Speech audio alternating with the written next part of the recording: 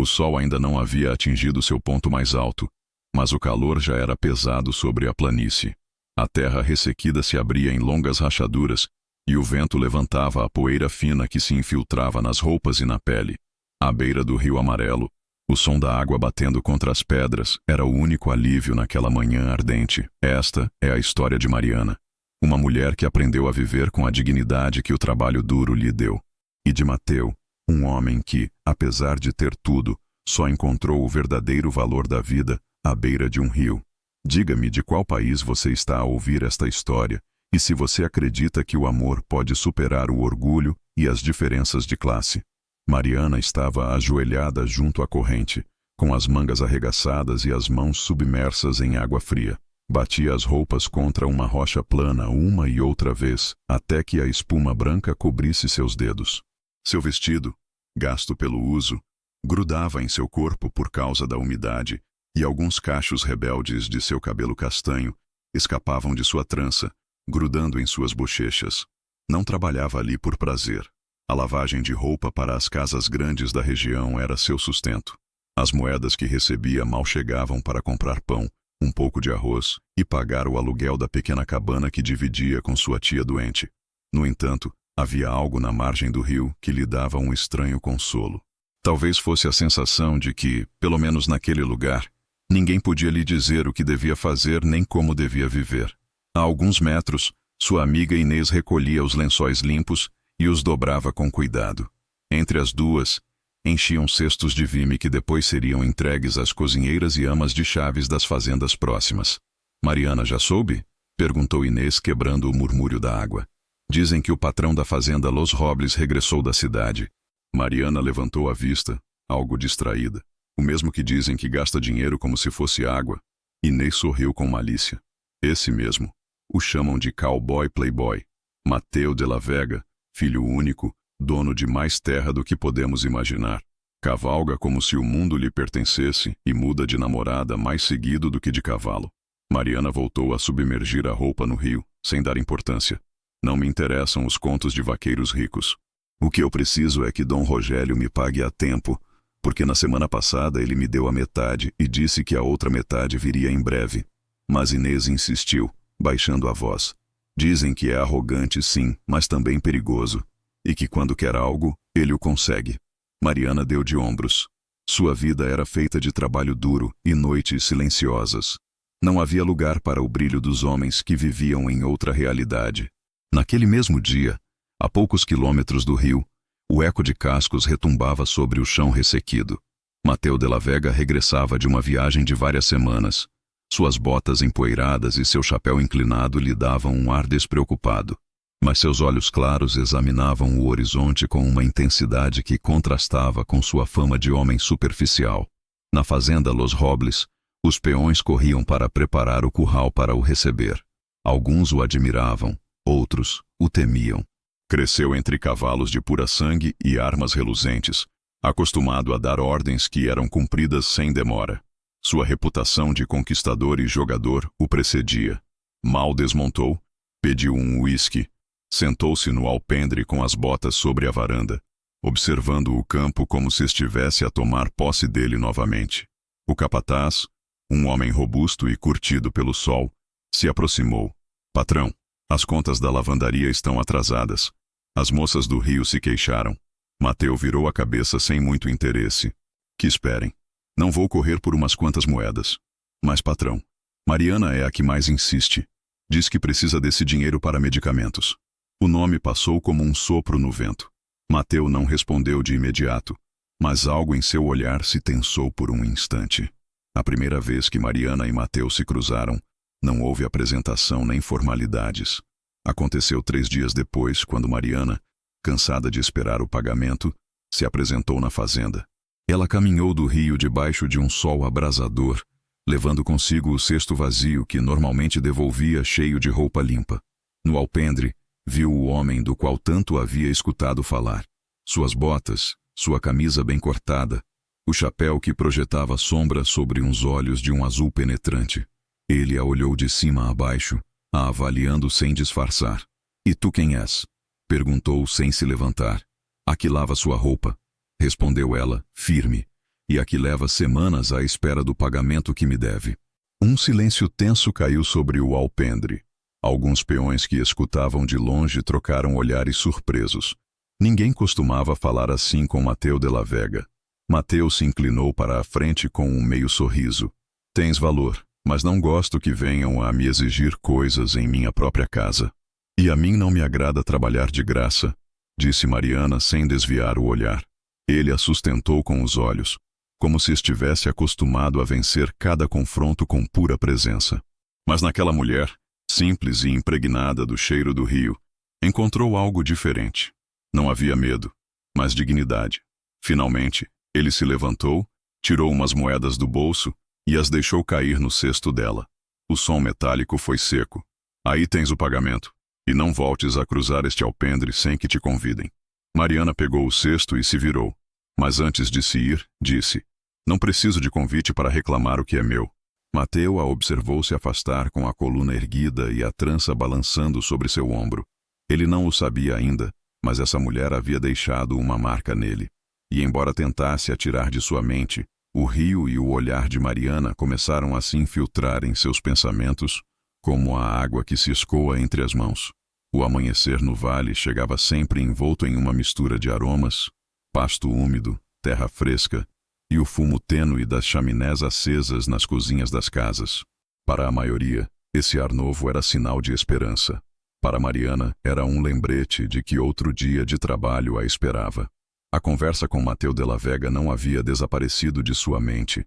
Não era por ele, mas pela raiva que lhe havia deixado aquele sorriso arrogante e a maneira em que ele havia deixado cair as moedas como se fossem migalhas. Cada vez que pensava nisso, o som metálico parecia ecoar dentro de sua cabeça. Não devias ter ido sozinha, disse Inês enquanto recolhia as roupas que Mariana lavava. Esse homem não está acostumado a que o contradigam, e menos uma mulher pobre. Mariana esfregou um lençol contra a pedra com mais força do que a necessária. Não me importa que ele esteja acostumado. O único que sei é que se eu não reclamasse meu pagamento, minha tia se ficaria sem medicamento. E se ele é tão poderoso como dizem, que aprenda que nem tudo se compra com dinheiro. Inês suspirou, mas não disse mais. Sabia que discutir com Mariana era como tentar deter o rio com as mãos. Na fazenda Los Robles, Mateu tentava se distrair com suas ocupações, mas se surpreendia a recordar a expressão de Mariana, o brilho de seus olhos escuros, a firmeza com que sustentou sua mirada. Ela não era uma das mulheres que ele conhecia na cidade, essas que sorriam antes que ele sequer terminasse de falar. Ela era diferente. Uma tarde, ao regressar de uma cavalgada, Mateu passou por um caminho que margeava o rio. De longe, viu Mariana a lavar roupa.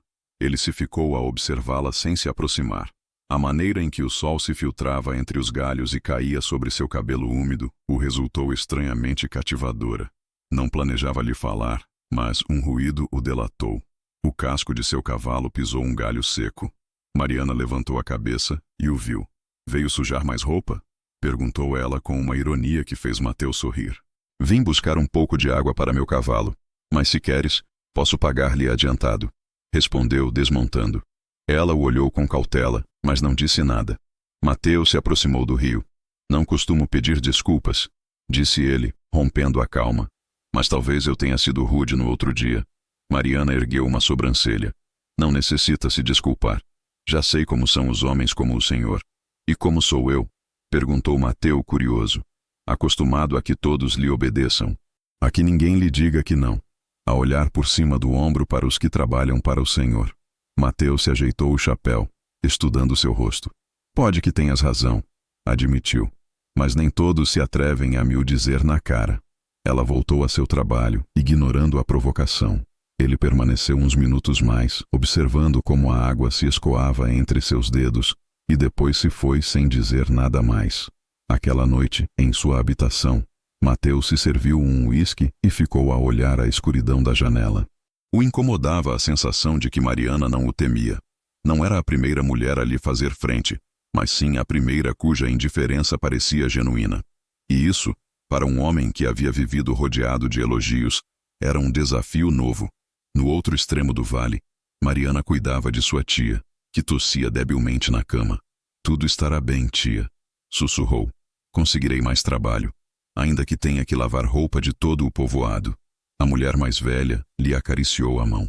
Tens o caráter de sua mãe, firme como uma rocha, mas não deixes que o orgulho te feche o coração, Mariana. Ela não respondeu. Não queria falar de corações. Dias depois, Mateu organizou uma reunião na fazenda para fechar um acordo de gado. Entre os convidados havia fazendeiros e comerciantes. O lugar estava cheio de risos e música. Foi então que a governanta se lhe aproximou. Patrão, a roupa para a festa chegou impecável. A lavadeira fez um trabalho perfeito. Mateu sentiu um impulso estranho.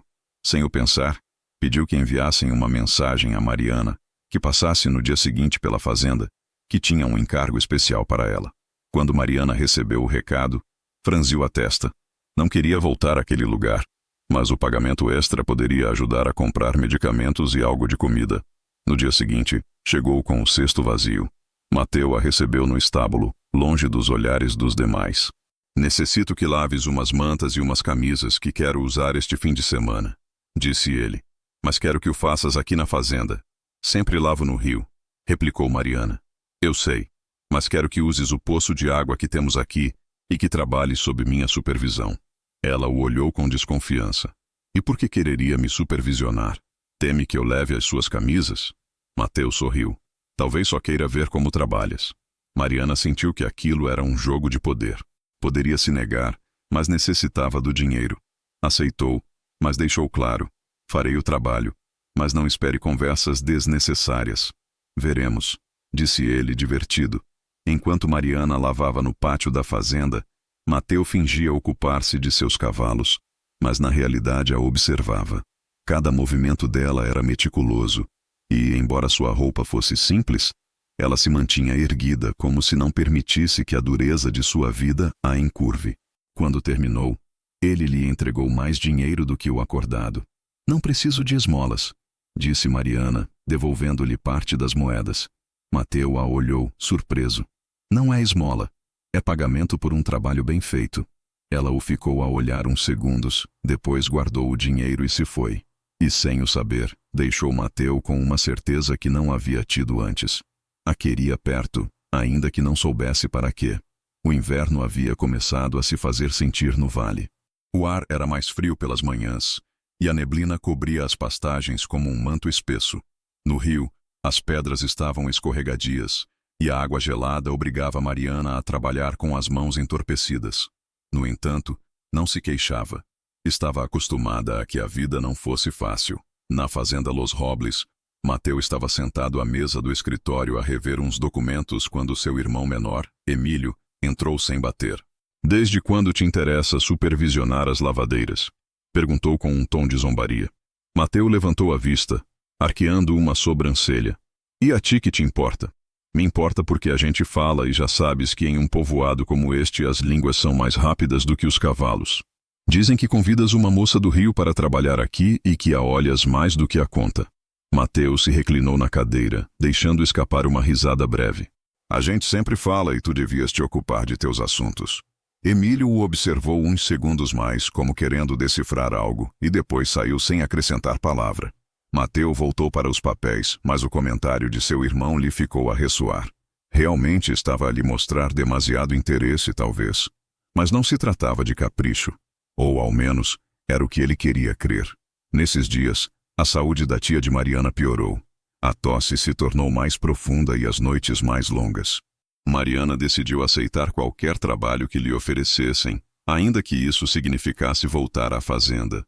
Afinal, Mateu pagava melhor do que os outros. Uma tarde, ao recolher roupa para levar ao rio, o viu a chegar a cavalo pelo caminho de terra. Não vinha sozinho. Trazia consigo um carro com um barril de água e várias sacas de farinha e milho. O que é tudo isso? Perguntou Mariana, cruzando os braços. Um pagamento pelo teu trabalho e um pouco mais para que a sua tia esteja melhor alimentada, respondeu ele, a descarregar as sacas. Não preciso de caridade. Não é caridade, é investimento, disse Mateu com um meio sorriso. Se te enfermas ou te falta força, não poderei continuar a te contratar. Mariana apertou os lábios indecisa.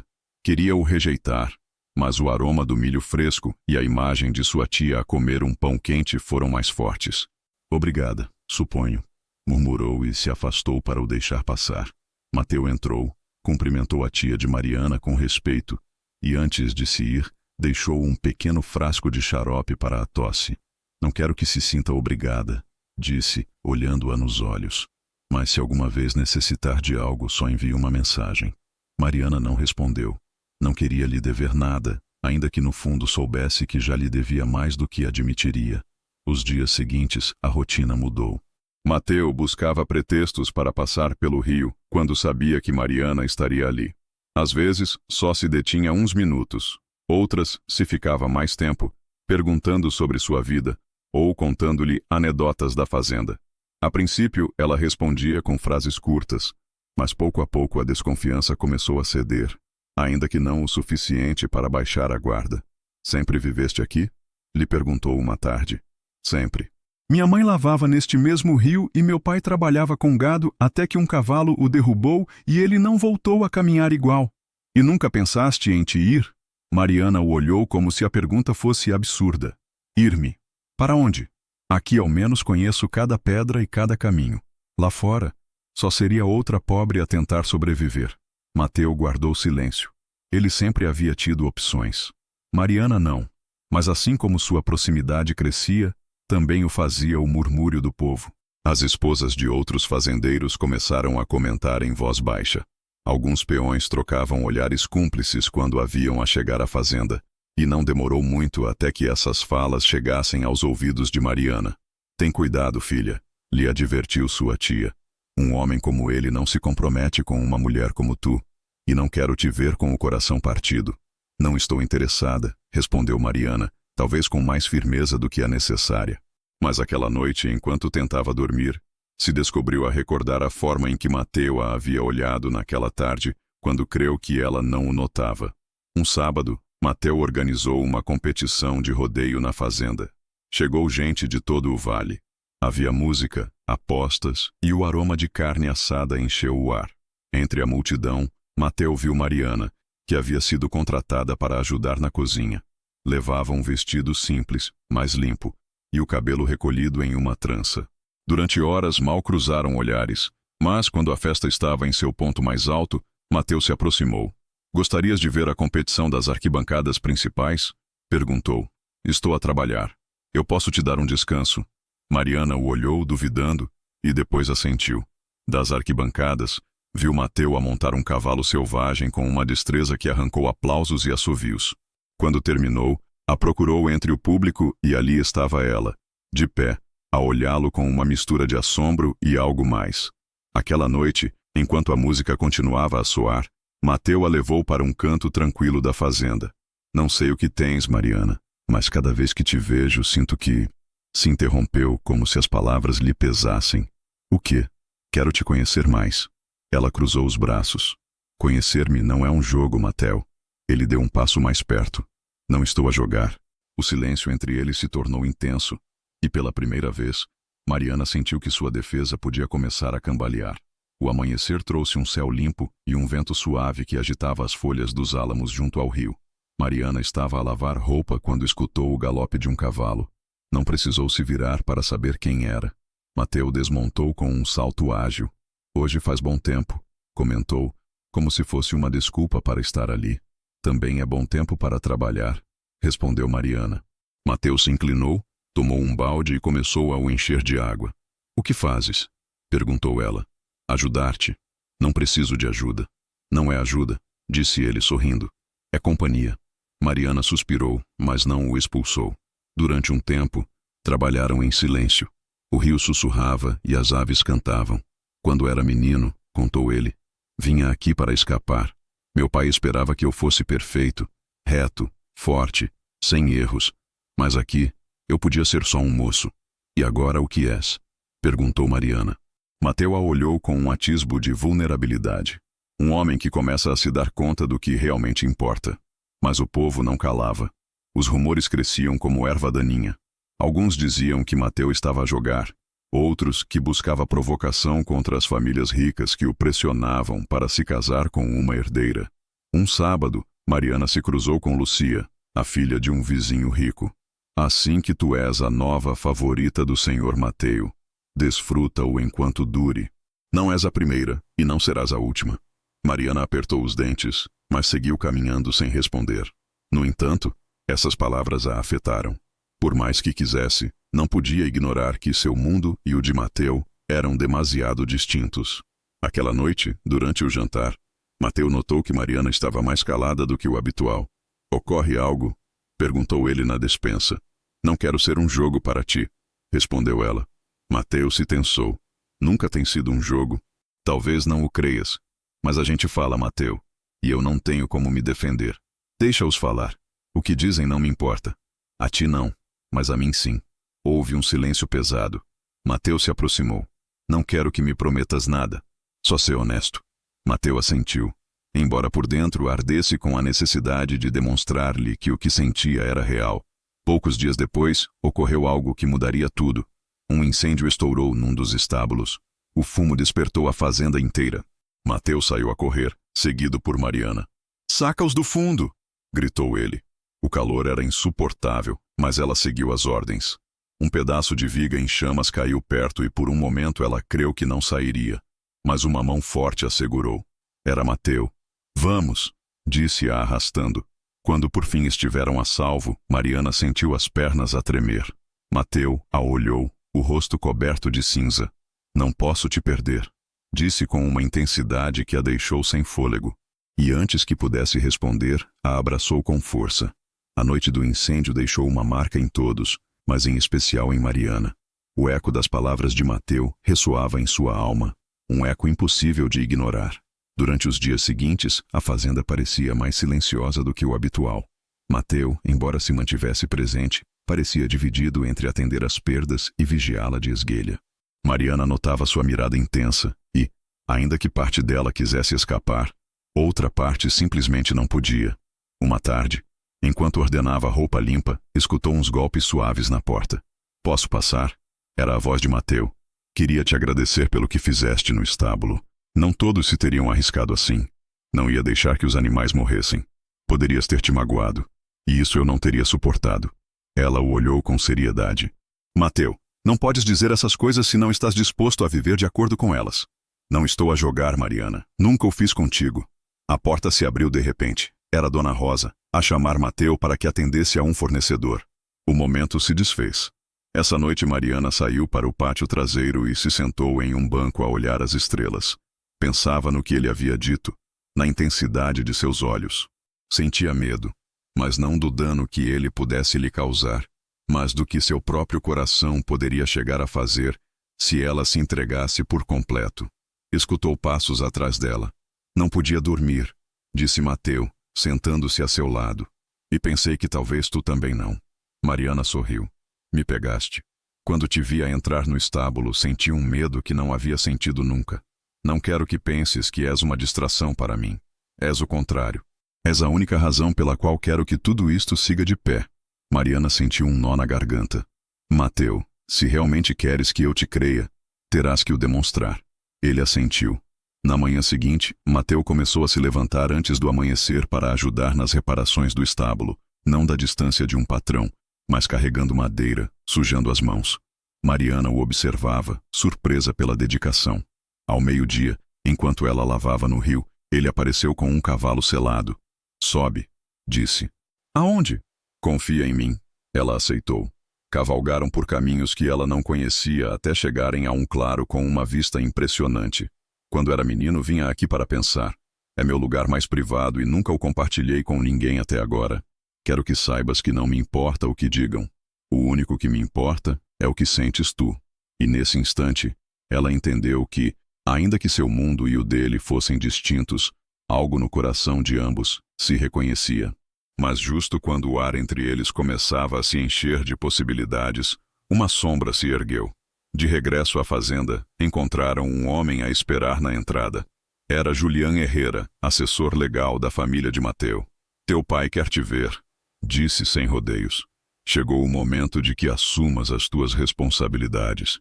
Mateu não respondeu de imediato.